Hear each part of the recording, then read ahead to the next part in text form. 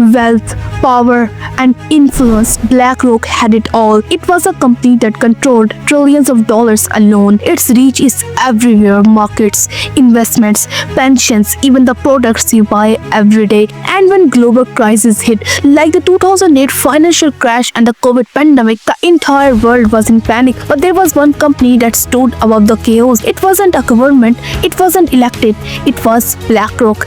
It had the power to step in when governments failed. As markets collapsed and economies trembled, governments around the world ended up knocking on its door, not because they wanted to, but because they had no other choice. Hated by some, admired by others, there will never be another company like BlackRock, and this is its reality. Well, behaviors are going to have to change, and this is one thing we're asking companies. You have to force behaviors, and at BlackRock we are forcing behaviors. I'm standing in front of the headquarters of a company that manages $10.6 trillion. That's more than half the United States GDP.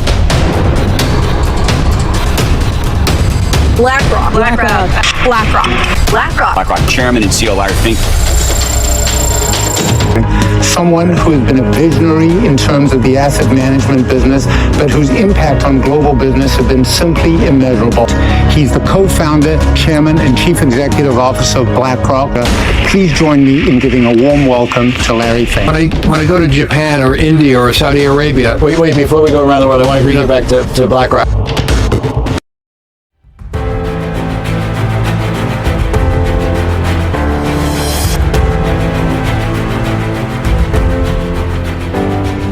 BlackRock world की सबसे बड़ी asset manager company है जो almost 13.6 trillion manage करती है। 13.6 trillion dollars, ये amount इतनी ज्यादा है कि इमेजिन करना भी मुश्किल है। ये अमाउंट अमेरिका की टोटल जीडीपी का ऑलमोस्ट हाफ है, और अगर जापान, जर्मनी और इंडिया की इकोनॉमीज को मिला दो तब भी ये नंबर ज्यादा है। लेकिन ये 13.6 ट्रिलियन BlackRock के खुद का नहीं है, क्योंकि BlackRock एक एसेट मैनेजर है। मतलब ये इतनी बड़ी अमाउंट अपने क्लाइंट्स के लिए मैनेज करते हैं, जैसे पेंशन फंड्स, रिटायरमेंट मनी और इंश्योरेंस फंड्स। ये अमाउंट असल में वो फंड्स होते हैं जो हमारी सैलरी से गवर्नमेंट पेंशन फंड्स के नाम से कट करती हैं, और फिर आगे ये BlackRock जैसे एसेट मैनेजर्स को मैनेज करने के लिए दिया जाता है। बिकॉज अगर कैश ऐसे ही रखा जाए तो टाइम के साथ इसकी वैल्यू गिर जाएगी, इसलिए इसको इन्वेस्ट करना काफी जरूरी है। अब BlackRock एक कलेक्टेड अमाउंट इंडेक्स फंड्स के जरिए इन्वेस्ट करता है, जो म्यूचुअल फंड की ही एक टाइप है। उनका कोर कॉन्सेप्ट ये है कि किसी एक या दो कंपनीज में इन्वेस्ट करने के बजाय पूरी मार्केट में इन्वेस्ट करो। जैसे रेस में किसी एक हॉर्स पर बेट लगाने के बजाय रेस के हर हॉर्स पर बेट लगाओ, इस तरह रिस्क बहुत कम हो जाता है। BlackRock के अलावा दो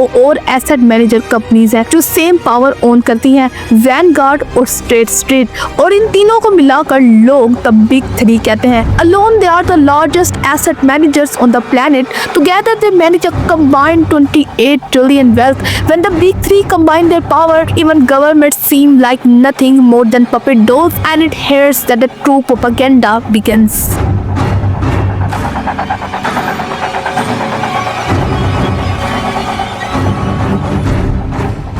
बिग थ्री अपने कंबाइंड 28 ट्रिलियन की एसेट को थोड़ा थोड़ा करके मार्केट की हर बड़ी कंपनी में इन्वेस्ट करते हैं। इनके पास फॉर्च्यून 500 कंपनीज जो कि अमेरिका की टॉप 500 बड़ी कंपनीज है, उनमें 88 कंपनीज में मेजॉरिटी स्टेक्स है। ये बात सिर्फ यूएस तक लिमिटेड नहीं है। बिग थ्री वर्ल्ड की ऑलमोस्ट हर बड़ी कंपनी में मेजर स्टेक होल्डर्स है। किसी भी कंपनी में 5 से 10% स्टेक्स का होना उसके बोर्ड को इन्फ्लुएंस करने और वोटिंग पावर हासिल करने के लिए इनफ होता है। मार्केट में हजारों ब्रांड नजर आती है, लेकिन इन रियलिटी उनके पीछे कुछ ही बड़ी पेरेंट्स कंपनीज होती हैं। Pepsi, less, Kurkure, Doritos, Mountain Dew, 7 up, they all are owned by the same company, PepsiCo. इसी तरह स्प्राइट, फैंटा, स्टिंग और डज़ानी all are owned by the company Coca Cola. लेकिन जब इन सब कंपनीज के टॉप शेयर होल्डर्स देखे जाते हैं तो तीन नाम ऑलमोस्ट हर जगह कॉमन मिलते हैं: BlackRock, वैनगार्ड और state street. Individual investors share खरीदते और बेचते रहते हैं, लेकिन ये तीन फर्म्स हमेशा टॉप इंस्टीट्यूशन होल्डर्स में रहती हैं। What we watch, what we eat, what we buy and even where we go, all are our personal choices, but behind almost every one of those decisions, directly or indirectly, as a primary force or a silent secondary one, big three का influence जरूर होता है। But the problem is not that कि companies shareholders है। असल issue ये है कि ये पैसा आम लोगों का होता है, लेकिन वोटिंग पावर, डिसीजन मेकिंग और मोनोपोली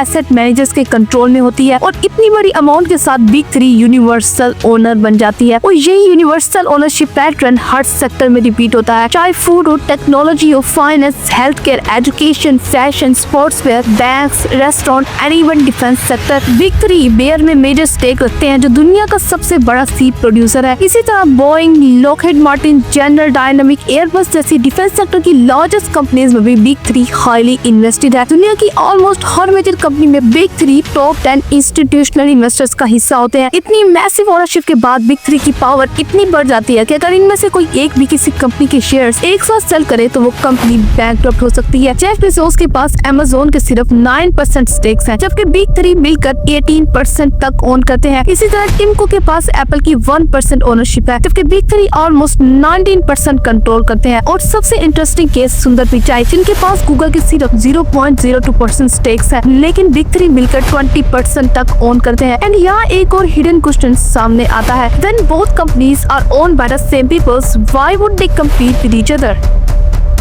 Amazon और वॉलमार्ट डायरेक्ट कंपटीटर्स हैं, लेकिन उनके टॉप इन्वेस्टर्स सेम है। यही pattern airlines, streaming services, retail और टेक कंपनीज में भी बार बार देखा जा चुका है। जब इन्वेस्टर्स सेम हो तो कंपटीशन रियल नहीं होता, क्योंकि रियल कंपटीशन का मतलब होता है प्राइसेस कम करना, ताकि कंपटीटर के कस्टमर स्टील किए जा सके। लेकिन इससे कंपनी के खुद का प्रॉफिट मार्जिन और स्टॉक प्राइस गिरते हैं। बट अगर दोनों कंपनीज के शेयर होल्डर्स सेम हो तो कंपटीशन सिर्फ एक लॉस लगता है और सीईओ को क्लियर सिग्नल मिलता है प्रॉफिट पे ध्यान दो, क्योंकि सीईओ तो बस एक पपेट डॉल होता है। The big 3 have the power to fire or hire any CEO, and if a CEO dares to do what he wants, the big 3 do what they want. Simply fire him, no question asked. Big 3 इतने बड़े stock blocks hold करते हैं कि top 3 से 5 votes हमेशा उन्हीं के नाम होते हैं। बिग 3 हर साल thousands of private behind closed doors meeting करते हैं। बोर्ड फायर करना, ये CEOs रिप्लेस करना, ये सब उन्हीं के हाथ में होता है। और सबसे ज्यादा डिस्टर्बिंग बात यह है कि फाइनेंस सेक्टर एक दूसरे को ही ओन करता है। ब्लैक रॉक के बिगेस्ट इन्वेस्टर में वैनगार्ड और स्टेट स्ट्रीट है। वैनगार्ड के टॉप इन्वेस्टर्स में ब्लैक रॉक और स्टेट स्ट्रीट आते हैं। स्टेट स्ट्रीट के मेजर इन्वेस्टर्स में फिर ब्लैक रॉक और वैनगार्ड ही होते हैं। इसी तरह पैसा एक ही लूप होल में घूमता रहता है और आम लोगों के हिस्से में तो बस पॉवर्टी ही आती है। And if big 3 is really this powerful, then the obvious question is, why don't we hear about them every day? Why don't they dominate headlines like big tech or flashy billionaires?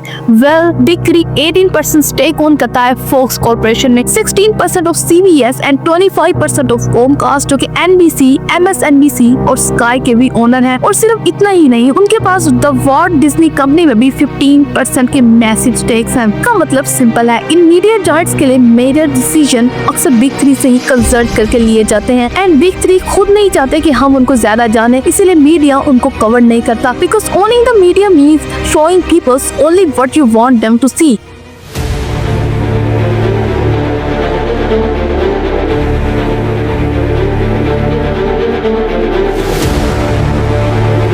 Big 3 में सबसे ज्यादा monopoly black rock own करता है, because black rock सिर्फ market का हिस्सा नहीं बल्कि गवर्नमेंट्स के अंदर भी इंटीग्रेट कर चुका है। जब भी वर्ल्ड में कोई बड़ा फाइनेंशियल क्रैश आता है तो गवर्नमेंट्स ना चाहते हुए भी इसी से मदद मांगती हैं। 2008 के ग्लोबल फाइनेंशियल क्रैश के बाद जब यूएस बैंकिंग सिस्टम कोलैप्स के करीब था, तब ओबामा गवर्नमेंट ने ब्लैक रॉक को हायर किया। And also the New York Federal Reserve leader Timothy Geithner और Larry Fink up to 21 times in a single day for help. अब यहाँ ब्लैक रॉक ने ये डिसाइड करना था कि किस बैंक को गवर्नमेंट बेल आउट मिलेगी और किसको डूबने दिया जाएगा। प्रॉब्लम ये थी कि ब्लैक रॉक उसी वक्त उन्हीं बैंक में सबसे बड़ा शेयर होल्डर भी था जिन्हें वो बेल आउट करवा रहा था। मतलब ब्लैक रॉक टेबल के दोनों साइड्स पर बैठा हुआ था, एक साइड पर एडवाइजर और दूसरी साइड पर इन्वेस्टर। सिंपल वर्ड्स में टैक्स पेयर्स के पैसों से ये डिसाइड किया जा रहा था कि ब्लैक रॉक की अपनी कौन सी इन्वेस्टमेंट्स बचेंगी और कौन सी डूबने दी जाएंगी। इस काम के लिए ब्लैक रॉक को सारी सेंसिटिव और इनसाइड लेवल फाइनेंशियल डाटा तक एक्सेस दिया गया, जो दुनिया की किसी और फिल्म के पास नहीं था। इससे ब्लैक रॉक को एक मैसिव और क्लियरली अनफेयर कम्पिटिटिव एडवांटेज मिला, ऐसा एडवांटेज जिसने अगले पूरे डिकेड के लिए मार्केट में उसकी डोमिनेंस लॉक कर दी। By the time the dust settled, BlackRock सिर्फ क्रैश से बचकर नहीं निकला, उसने इस क्रैश को वेपनाइज किया और इसी प्रोसेस में वो टू बिग टू इग्नोर बन गया। फिर हिस्ट्री ने खुद को रिपीट किया। कोविड के दौरान मार्केट्स अचानक कोलैप्स हो गई, बॉन्ड मार्केट्स फ्रीज हो गई, कंपनीज को फाइनेंसिंग मिलना बंद हो गई। एक दफा फिर गवर्नमेंट्स ने ब्लैक रॉक को बुलाया, वजह सिंपल थी, ब्लैक रॉक के पास पैसा नहीं बल्कि पूरे ग्लोबल फाइनेंशियल सिस्टम का रियल टाइम मैप होता है। उनका अलादीन सिस्टम जो कि एक पावरफुल रिस्क ट्रैकिंग सिस्टम है, पहले से ट्रिलियंस ऑफ डॉलर्स के एसेट का रिस्क ट्रैक कर रहा होता है। अलादीन हर वक्त ये मॉनिटर करता है कि अगर एक जगह कोलैप्स हो तो डोमिनो इफेक्ट कहां तक जाएगा। बैंक्स, इंश्योरेंस कंपनीज, इवन की गवर्नमेंट्स खुद डेली सिस्टम पर डिपेंड करती हैं। यहाँ सबसे कंट्रोवर्शियल बात यह है कि ब्लैक रॉक एक ही वक्त में एडवाइजर भी है और मार्केट का प्लेयर भी। कॉन्फ्लिक्ट ऑफ इंटरेस्ट तो क्लियर है, लेकिन क्राइसिस के वक्त गवर्नमेंट सिर्फ एक चीज ही देखती है, सिस्टम आज टूटना नहीं चाहिए। और जब सेकंड्स में डिसीजन लेना हो तो ब्लैक रॉक के अलावा कोई रियलिस्टिक ऑप्शन होता ही नहीं। इसलिए क्रिटिसिस्ट कहते हैं कि BlackRock too big to ignore बन चुका है। While most people were losing their homes and life savings,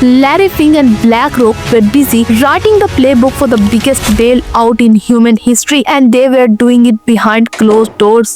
ये पावर सिर्फ फाइनेंस तक लिमिटेड नहीं रहती। रशिया यूक्रेन वॉर के दौरान जो मिसाइल्स, रॉकेट्स, ड्रोन्स और एयर डिफेंस सिस्टम यूज हुए, उन डिफेंस कंपनीज में से भी ज्यादातर में BlackRock किसी न किसी लेवल पर इन्वेस्टर था, जो सरफेस पर तो काफी नॉर्मल लगता है, लेकिन रियल कंट्रोवर्सी यहीं से शुरू होती है। इसी वॉर की पैरेलल 2022 और 2023 में यूक्रेन गवर्नमेंट और BlackRock के दरमियान एक फॉर्मल MOU साइन हुआ। BlackRock को यूक्रेन का मेजर फाइनेंशियल और स्ट्रेटेजिक एडवाइजर बनाया जाता है। वॉर से पैदा होने वाले इकोनॉमिक कोलैप्स को मैनेज करने और पोस्ट वॉर रिकंस्ट्रक्शन के लिए ग्लोबल कैपिटल अट्रैक्ट करने का रोड मैप BlackRock ही डिजाइन करता है। मतलब एक ही एंटिटी वॉर के लिए इन्वेस्टेड है और वॉर के बाद रिकवरी का प्लानर भी। ये वो लाइन है जहां एथिक्स ब्लर हो जाती हैं। फिर आता है ESG, BlackRock का सबसे पावरफुल नैरेटिव। थ्योरी में ESG का मतलब है clean environment, human rights, workers की रिस्पेक्ट और ट्रांसपेरेंट गवर्नेंस। प्रैक्टिकल लेवल पर इसका मतलब ये बना कि जो कंपनीज ESG क्राइटेरिया फॉलो करें उन्हीं को इन्वेस्टमेंट मिलनी चाहिए। अमेरिका में BlackRock ने ESG को अग्रेसिवली पुश किया, कंपनीज पर प्रेशर डाला गया, वोटिंग की गई, इन्वेस्टमेंट्स कट की गई। लेकिन 2021 में कंज्यूमर्स रिसर्च ने इस नैरेटिव को ओपनली चैलेंज किया। जब यूएस कंपनी को क्लाइमेट और एथिक्स का लेक्चर दिया जा रहा था, उसी वक्त अगस्त 2021 में BlackRock ने चाइनीज कंपनीज में हैवी इन्वेस्टमेंट शुरू कर दी, जबकि चाइना दुनिया का सबसे बड़ा कार्बन एमिटर है। इन्वायरमेंटल ट्रांसपेरेंसी वीक है और सोशल एस्पेक्ट और भी ज्यादा डार्क है, क्योंकि उइगर मुस्लिम्स के साथ सीरियस ह्यूमन राइट्स वायलेशंस के एलिगेशंस इंटरनेशनल रिपोर्ट्स में डॉक्यूमेंटेड है। इसी कॉन्टेक्स्ट में Hikvision का केस सबसे ज्यादा एक्सप्लोसिव बन जाता है। Hikvision एक मेजर चाइनीज सर्विलियंस कंपनी है, जिसे उइगर मुस्लिम पर मैस सर्विलियंस के एलिगेशन की वजह से यूएस ने ब्लैक लिस्ट किया। नॉर्मली ब्लैक लिस्ट का मतलब होता है डिस्टेंस, लेकिन यहाँ उल्टा हुआ। ब्लैक लिस्टिंग के बाद भी BlackRock ने Hikvision और दूसरी चाइनीज ब्लैक लिस्टेड कंपनीज में अपनी इन्वेस्टमेंट कम करने के बजाय और बढ़ा दी। यहाँ क्रिटिसिस्ट ने सीधा सवाल किया कि अगर ESG वाकई सीरियस है तो फिर ये इन्वेस्टमेंट्स कैसे जस्टिफाई होती है। BlackRock का जवाब था, presence in China is critical for the firm's future because of its size and growth potential. Critics ने इसे एथिक्स नहीं बल्कि प्रॉफिट फर्स्ट एक्सक्यूज कहा। ये पूरी कहानी एक डार्क ट्रुथ एक्सपोज करती है। मॉडर्न दुनिया में पावर का सेंटर अब सिर्फ गवर्नमेंट्स या CEOs नहीं बल्कि एल्गोरिथम्स और एसेट मैनेजर्स बन चुके हैं। क्राइसिस हो, वॉर हो, पेंडेमिक हो या ESG का नैरेटिव, एंड में डिसीजन वही करता है जिसके पास कैपिटल का कंट्रोल होता है। और जब एक कंपनी इतनी बड़ी हो जाए कि सिस्टम ही उसके बगैर ना चल सके, तो फिर सवाल ये नहीं रहता कि वो सही क्या कर रहे हैं, सवाल ये होता है कि क्या हम उसके बगैर सरवाइव कर सकते हैं।